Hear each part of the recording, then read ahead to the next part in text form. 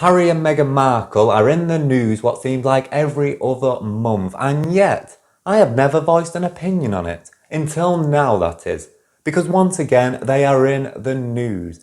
And as a citizen of Great Britain and a commentary YouTuber, it is my duty to voice an opinion. So let's go. Everything we see about the royals, as it is for celebrities, is carefully curated through a looking glass. So no matter how much we think we know about them, we're always going to be missing some details, no matter how many insiders leak information, no matter how many interviews they do or 6-part Netflix documentaries. We've always got to take everything with a pinch of salt. But from what I can see, Americans love the royals and Americans love Harry and Meghan. And the perception is that the British, they love the monarchy, they love the royals, but they hate Harry and Meghan. It's that we force them out of the country, which simply is not the case. I mean, I can't speak for everyone, but I can definitely speak for myself and people I know, which is Harry was always the favourite of the royals. He was the most down to earth, he was the most relatable. And although the tabloids did go in at Meghan all the time, the general public actually really liked her. And this perception that we love the monarchy is very skewed. We don't all have a picture of the Queen hanging on our walls. We don't talk about them all the time. Most of us don't even like the monarchy. But as far as they go, Harry was the favourite. And we liked Meghan. Not what you see in the tabloids, but actual general, regular, everyday folk. In fact, Harry was always my favourite and I didn't really know much about Meghan. Ironically, it wasn't until their documentary when I really started to dislike them a bit and I really started to get annoyed by them. Because that's when I seen them playing this whole woe is me kind of privileged act, which just really started to get under my skin. So just to recap, Harry dropped his royal title and decided he was leaving the monarchy. He didn't want the royal life anymore. He wanted to earn his own money. He didn't like how they treated his wife and he was tired of being a constant story for the news. He just wanted to live a quiet, normal life. But everything he's done since leaving has been a constant contradiction of that. I mean, let's look into this a bit deeper. So he didn't want the attention. He don't want the attention, nor does he want to be some kind of fluff piece in a newspaper. Yet he's done so many interviews, he's gave so many stories. I mean, for Christ's sake, the man made a 6-part documentary where for 6 hours he spoke about himself and he spoke about the royals, the thing that he doesn't even want to be a part of anymore. For 6 hours. All he did was go on about how he wants to put it behind him, how he doesn't want to be a part of it. Why are you speaking about that for 6 hours when you've already allegedly moved on? Furthermore, he's constantly speaking about real families, as if he even has a clue. The way he talks about his family not liking his wife, as if in a normal situation anything would be different, is just absolutely baloney. He clearly has not done his research and he clearly doesn't understand what a normal family situation is. Because in normal family situations, there's just as much judgment, there's just as much gossip and drama. The only difference is, when it happens to us normal people, we don't have a multi-million-pound house to go and crying about it. So he clearly doesn't understand, and it clearly indicates a privilege, which is what it's really about, his privilege. He pretends not to be so privileged, and yet it's obvious just how privileged he is. To go on about how your dad doesn't like your wife and how your family prefers your brother, all whilst having to never work a day in your life and never having to worry about things like how you're going to get your next meal, is just ridiculous. I would love to see Harry in a normal situation where he's working a 9 to 5 on some construction site. He gets home to his terrace house, finds out that his boiler's broke, rings up the landlord, finds out that his landlord won't fix it until the end of the weekend and it's only Wednesday. I would love to see his reaction. That'll probably be a 12-part Netflix documentary where he's speaking about how he almost got pneumonia because he couldn't put the heating on for a week, or how he almost died because he couldn't have a warm shower. It's ridiculous. His issues are so minor, he's the one blowing them out of proportion here. So your dad don't like your wife. Great, welcome to modern day British life where families probably don't like their partner's choices. The older people in your family are a bit racist? Yeah, welcome to 50% of most British grandparents. He really needs to remember who he's actually complaining to, because everyone who he's preaching to has it a lot worse than him. So it just sounds incredibly privileged. And as for all this selling stories on his family, well, ain't that just a thing right there? He hated journalists writing about him. And so what does he do to make it for himself as a self-made man? How does he earn an income? By doing the exact same thing on the rest of his family. Selling stories, writing books, doing all these interviews, doing all these documentaries. He's constantly going on about how bad the press is and how all these people are talking about him behind his back without actually coming to him.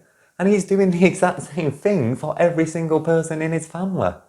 It's ridiculous. It's an absolute contradiction. When he first moved to America, he made this whole show and dance about how his family cut him off and they won't supply royal protection anymore. Anyone who's watched the documentary, you'll know exactly what I'm talking about, how he went on about it like it was so dangerous that he moved to America and then out of the blue, his family cut him off and he wasn't allowed the protection and he had to kind of fend for himself and just how dangerous that was for him and his family. But here's the thing. Here's the thing he neglects to concentrate on, is that the royal protection is made up of people who need money. It's not free. They have to be paid. And where does that money come from? It comes from us. It comes from the British public. It's paid by our tax money. So it wasn't the fact that his daddy cut him off. It was never his daddy's money in the first place. It was our money. We are the ones who cut him off, not his daddy. I can't think of anything more ridiculous than the thought of, in a world where the cost of living crisis is going up every single month more than it ever has before, that me and many other Brits are struggling to get by. We get to the end of the year, we check out our massive tax statements to see where the government has put our money and why they've taken so much money from us. And it says right there on the tax statement, oh, here's £6 million we needed to take from you. So Harry and Meghan, two people who actively don't want to work for the country anymore, two people who actively speak badly about the country, can play happy family in America. I would be pissed off. So many other people would be pissed off. That is why he was cut off. His wife has come out and spoke about just how bad it was in Britain for her, just how we didn't appreciate her. He's come out and spoke about how bad the media is. They've both decided they don't want any part of it. They don't want to work for the country. They want to move to America. So why would we pay him for protection, for his house, for his expensive living situation with our own money? Once again, privilege.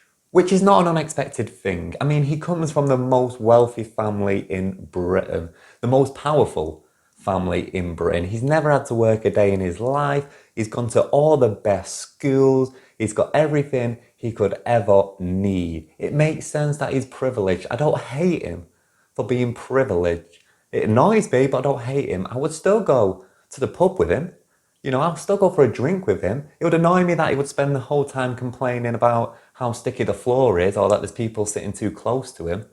But I don't hate him for his privilege. It's not his fault that he grew up not knowing. It's not his fault that he doesn't understand normal life. Of course he doesn't understand. He can't understand. But what annoys me is the way he goes on about it as if he does understand. He just won't leave it alone. He constantly goes on about how he wants to move on, and yet every month he's bringing more attention to himself about it. His father, the king, is about to have the most important day of his life, his coronation. Nothing to do with Harry. It's his father's moment, and it's our moment as the British. It's about to be a new chapter in his father's life. He's about to officially become king, and we, as British citizens, are about to have a new king. So it's a new chapter in our life. So it's about us and it's about the king. It has got nothing whatsoever to do with Harry, yet somehow he's made the attention about him. If you've not read the stories, basically he did an RSVP to the coronation where they sent the invitations, are you coming, are you not? And he didn't reply. So now all the headlines are about him. I don't know why in the beginning he didn't just say, yes, I'm going to go there, just suck it up and go. Or just say, you know what, I'm not going. And just right out the gate, just say, I'm not going. Have the story, let it die down. The fact that he's just not responded and waited till it was too late has just drawn out all these headlines. The whole thing is just ridiculous. And speaking of ridiculous, I'm getting pretty sick and tired of the lies that he's been spouting. In particular, what he's been saying about the press. So, if you don't know, he goes around speaking about just how much he hates the British press, how bad they are, how terrible they are. And they are, that's not the lie. Yes, they are bad. The British press are animals. They will do whatever they can do for a story. They are not nice. He's not lying about that. But he's making out that certain stories are their fault just to encourage more. All he needs to say is the British press are terrible. And everyone will agree. Everyone who's encountered it will agree. But he doesn't. He goes on to say how when he first moved there, his location was leaked. His address of his new house was leaked, all leaked by the British, which made it unsafe for himself and his family. And he paints this story that he moved out of the country to get away from them, but they're still hounding him. But if you look into it, you can see that, well, hold on a minute. Your location was leaked by American press, and then the British picked it up. Your house address, that was leaked by Americans, and then the British picked it up. So it's not that the British are leaking it, is it? It's that the American press are. But the Americans love him, right? So he's not going to go in at the Americans. He's never going to call out American press because Americans love him and he wants to keep it that way. Not to mention, his wife is American. And let's speak more about Meghan. I'm not going to say much on this because I think Chris Rock summed it up quite nicely when he said, and I'm paraphrasing here, but he did that Netflix show and he spoke about how she was on Oprah talking about not knowing that they were so racist, even though it's the royal family. These are the people who invented colonialism. Of course, they're racist. They are literally the original racists. So how she did not know, I don't understand. My opinion overall on Meghan is that she plays the victim all the time. She's talking about how she didn't know what she was getting into, how bad her life was, and how much she sacrificed for our country, which is ridiculous. She married a royal. She had everything she ever wanted paid for. She didn't think that would come as what she says, sacrifice, which, by the way, sacrifice is having your legs blown off serving your country in a war that you had no say in. Sacrifice is not having to read some nasty comment about yourself in the newspaper when you suddenly become one of the most wealthy females in the country. What is all this stuff she's saying about how she sacrificed for our country? There was no sacrifice there. What did she really sacrifice? She gave up a small mansion for a massive mansion. She was saying in the documentary how she wasn't allowed to dress in the same colours as the Queen, as if that's a massive sacrifice. That, oh, I wanted to wear green that day, but I wasn't allowed to wear green. What a big sacrifice. It's ridiculous. So there we have it, my duty is done. I have gave my opinion, kind of unhinged. I went off on a little bit of a tangent. I just started speaking and saw what spilled out. But basically, to sum up, I don't hate them at all. I just find them very annoying. I find Harry to be more annoying than Meghan. Meghan is just playing the victim all the time, which, hey, you do your thing. I find it incredibly disrespectful that you're going to play the victim in the way you do when there's a lot of people worse off, but you do you. Harry is just an absolute attention seeker now, and it came out and we read these stories a while ago about how he's such a big money spender, how he spends so much money.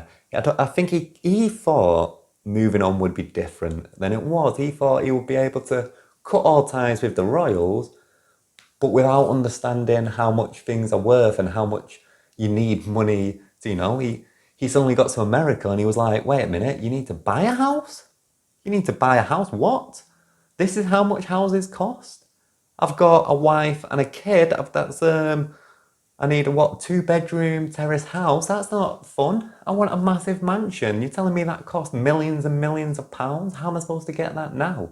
So now he's had to turn to selling all his stories and concentrating on the royals and trying to make everything about him just so he can get some money to expenditure his very expensive lifestyle that he has. So it just comes across. Meghan plays the victim, don't like it. Harry, absolutely privileged, pretend he's not privileged. He's a contradiction of himself. I'm tired of the lies and he's an attention seeker, which I'm just tired of hearing about, quite frankly. And that's my unhinged opinion. But do let me know what you think of them and if your opinion has changed the more you hear about them. Because like I said, I really liked them, don't anymore. So let me know what you think.